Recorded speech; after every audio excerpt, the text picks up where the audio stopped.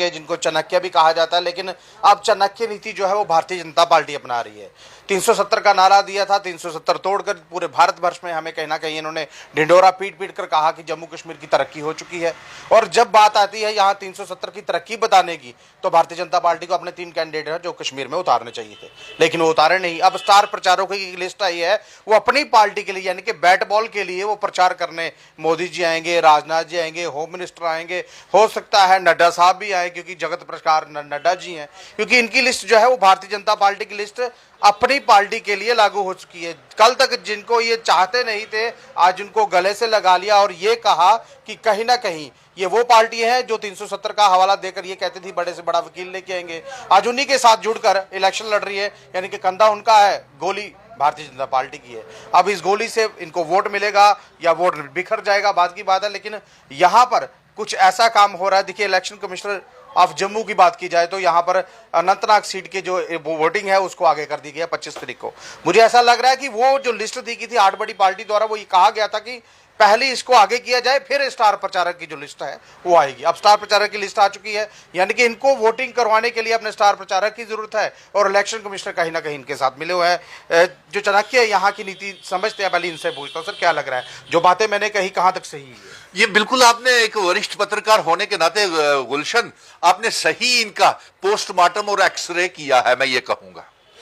अब आप देखिए कि जम्मू कश्मीर में बड़े दिलचस्प मरहले से, रोचक मरहले से जम्मू कश्मीर में पार्लियामेंट के चुनाव हो रहे हैं और बड़ी बड़ी नई चीजें देखने को बेनकाब हो रही हैं, बड़ी बड़ी पार्टियां बेनकाब हो रही हैं और बड़े बड़े रोचक और दिलचस्प मरहले से चुनाव गुजर रहे हैं। और सबसे बड़ी बात तो यह है गुलशन, आपने एक चीज वरिष्ठ पत्रकार होने से के नाते आपको ये नोट करनी चाहिए थी कि जम्मू कश्मीर के ऊपर पूरे मुल्क में, तमाम रियासतों में हमारे देश के प्रधानमंत्री नरेंद्र मोदी जी, रक्षा मंत्री राजनाथ सिंह जी और डिफेंस मिनिस्टर के साथ साथ होम मिनिस्टर अमित शाह जी जम्मू कश्मीर के ऊपर जम करके राजनीति, पूरे देश में कहीं किसी भी रियासत में चुनावी भाषण हो, लेकिन जम्मू कश्मीर को वो भूलते नहीं है। चाहे वो 370 हो, रियासत को तोड़ करके मामूली सी यूनियन टेरिटरी हो, हमारा सब कुछ छीनने के बाद भी इनका दिल नहीं भरा।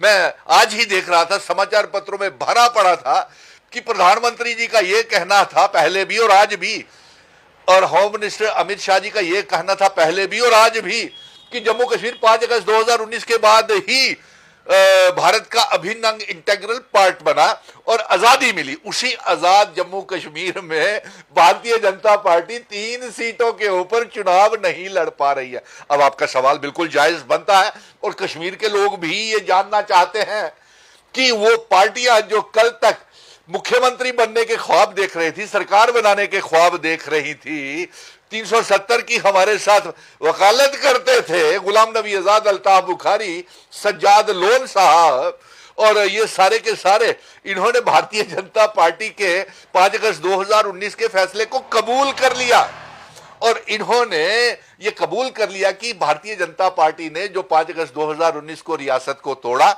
वो बिल्कुल सही था। एक मिनट सुन लीजिए, फर्स्ट लिसन, मैं भूल जाऊंगा।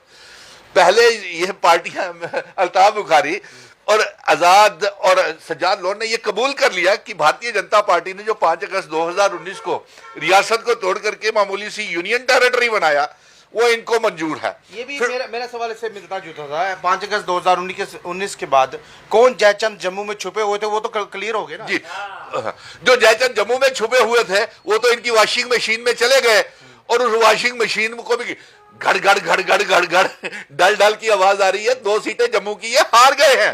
अब नजर तो 3 सीटें हमारी कश्मीर के ऊपर हैं, जो 6 सीटें हम 3 जम्मू कश्मीर की, 2 जम्मू की और 1 लद्दाख वाली भी जीत के हमारा गठबंधन लेके आ रहा है। लेकिन अफसोस मुझे इस बात का हो रहा है कि कश्मीर की आवाम गुलशन ये जानना चाहती है, अल्ताफ बुखारी से ये सवाल पैदा होते हैं क्योंकि सज्जाद लोन, अल्ताफ बुखारी, गुलाम नबी आजाद, प्रधानमंत्री Narendra Modi ji, home minister Amit Shah ji Bharatiya Janata party के साथ गठबंधन कर रहे हैं। एक ने भी याचिका नहीं डाली थी उस वक्त। हाँ, यस, एक भी मेरे साथ, ना आजाद, ना अल्ताफ बुखारी, कोई भी सुप्रीम कोर्ट में खड़ा नहीं हुआ जम्मू कश्मीर का बेटा सुनील डिंपल, जिसे आज आप जम्मू कश्मीर का राजनीति का चाणक्य कहते हैं।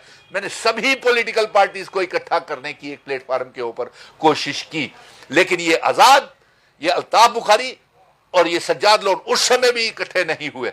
और आज ये साबित हो गए, बेनकाब हो गया कि भारतीय जनता पार्टी इनके हाउस बोट के ऊपर आजाद के और अल्ताफ बुखारी के शिकारे के ऊपर और सज्जाद लोन की कश्ती के ऊपर बैठ करके ये डल लेक और झेलम पार करना चाहता है। वहां पर वाजवान खाया जाएगा बैठ कर। न, मुझे अफसोस इस बात का होगा कि भारतीय जनता पार्टी जब इनसे गठबंधन करेगी ना गुलशन, तो आप देखना इनकी हाउस बोट आजाद की, शिकारा अल्ताफ बुखारी का और कश्ती सज्जाद लोन की डल लेक में डूब जाएंगी। जी अब मेरी बात भी सुन लीजिए। अब जो कश्मीर में वर्कर काम कर रहा है, लगातार बड़ी मेहनत कर रहा है, 5 अगस्त 2019 के बाद यहाँ के प्रदेश अध्यक्ष ये कहते हैं कि हमारी बकरी जो है वो पुंछ तक जाएगी और वहां तक आएगी और सीटें जो है हमारी। इन वर्करों का क्या हो, क्योंकि ये तो पैराशूट वाली वोटिंग होगी ना। ये बिल्कुल आपने बिल्कुल सही इनका वो एक्सरे किया, सही पकड़े हो, चलो सही पकड़े हो।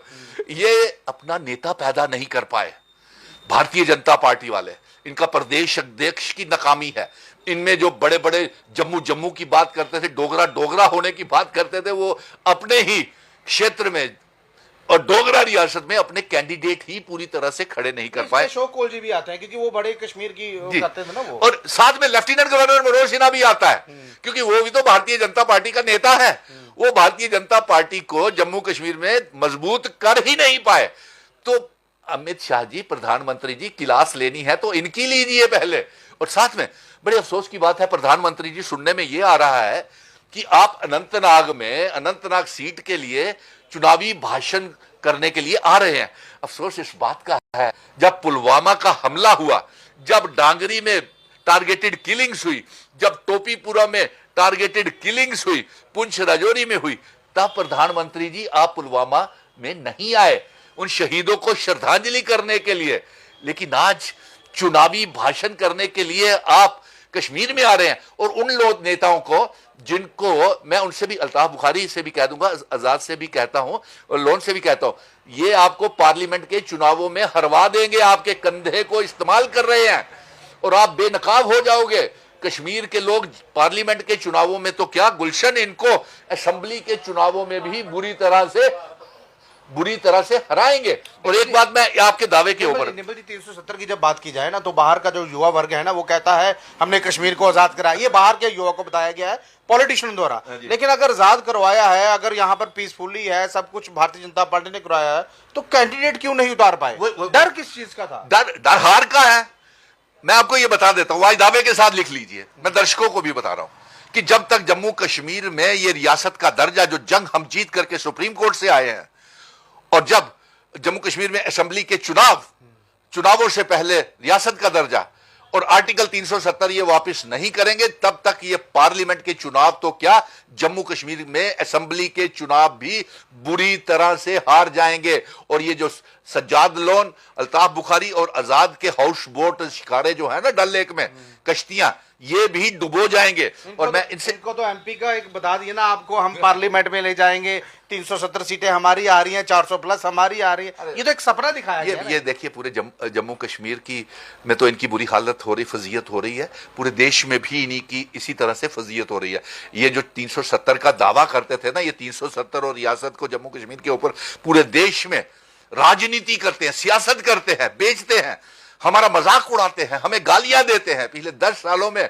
और आज ये बेनकाब हो गए कि इस जो गालियां हमें 370 को, रियासत के लोगों को, हमारे बुजुर्गों की विरासत को जो गालियां निकालते थे, ये आज उन्हीं के साथ ये कश्मीर के नेता समझौता कर रहे हैं। आपकी जवाबदेही बनती है। कश्मीर के लोग ये जानना चाहते हैं कि क्या आप वो वहां के जो उल्मा, मौलवी, मजहबी रहनुमा, सज्जाद लोन साहब जैसे, या अल्ताफ बुखारी, क्या आप armed forces special power act PS से वहां से हटा पाओगे? क्या बेगुनाह को जो कश्मीर में जेलों में बंद है, क्या उन्हें छुड़ा पाओगे?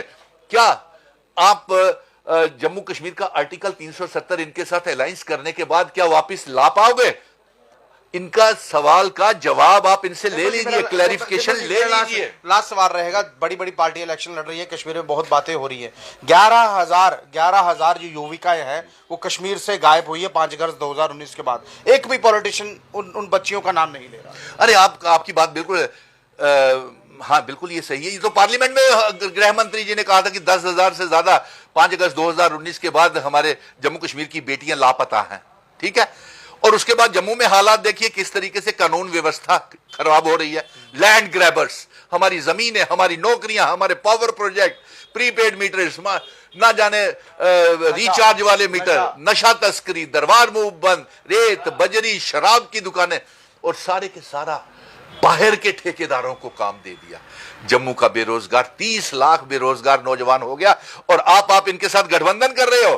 कश्मीर के ये जो नेता हैं बुखारी, आजाद, लोन, आप भी इसके गुनाहगार बन जाओगे जो 5 अगस्त 2019 को के बाद इन्होंने जम्मू कश्मीर के लोगों को धोखा दिया। और आज मैं गुलशन यहां से ऐलान करता हूं, जब तक हमारी रियासत का दर्जा 370, 35A इल्हाक की शर्तें जब तक लागू नहीं करेंगे, तब तक जम्मू कश्मीर में इनके साथ जो भी हाथ मिलाएगा, जोड़ेगा, वो ना तो पार्लियामेंट के और ना असेंबली में चुनाव कभी भी जीत नहीं पाएगा। और इन्होंने अपने आप को बेनकाब कर लिया। बहरहाल आप देख लीजिए, कहीं ना कहीं 10 सालों तक जम्मू कश्मीर में विधानसभा के इलेक्शन नहीं हुए। अब पार्लियामेंट के इलेक्शन हो रहे हैं। विधानसभा के इलेक्शनों से हम 10 साल महरूम हैं, लेकिन अब स्टार प्रचारक जो है वो जम्मू कश्मीर में आ रहे हैं। ये उनके तब आना चाहिए था जब यहाँ पर पिछले इलेक्शन में एक पुलवामा हुआ था। है भगवान ना करे ऐसा मत हो, ऐसा कुछ भी नहीं होना चाहिए किसी भी इलेक्शन में, क्योंकि वो जवान हमारे हैं। लेकिन उन जवानों के ऊपर पॉलिटिक्स किस पार्टी ने की, किस पार्टी ने वोट मार्जिन खाया, ये आपको पता ही। उस वक्त अगर जहाँ थे जवान,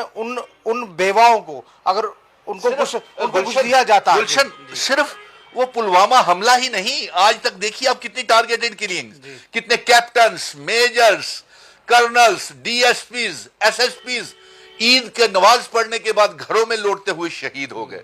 डांगरी में हमले, टोपीपुरा में हमले, रजाक, सोशल वेलफेयर का डिपार्टमेंट, कश्मीरी मुलाजिम सारे के सारे जम्मू आ गए। ये सब झूठ का पुलंदा है। भगवान करे, खुदा करे ऐसा ना किसी के साथ हो, ना किसी की जान जाए। पॉलिटिक्स अपनी जगह चलती रहेगी। पॉलिटिशियन रोज अपना दल बदल कर किसी ना किसी तरफ जाते रहेंगे, लेकिन जो वोटर है ना, एक बार वोट डालना आपको। आप वोट जो है वो सोच समझ के डाले। देखिए अभी जो इलेक्शन है, ये जो अनंतनाग सीट और जोरी सीट जो है, इसको 25 तारीख को कर दिया गया। इसलिए किया गया है ताकि स्टार प्रचारकों को बाहर से लाया जाए और बैट बॉल की जो है वो कहीं ना कहीं यहाँ पर प्रचार किया जाए।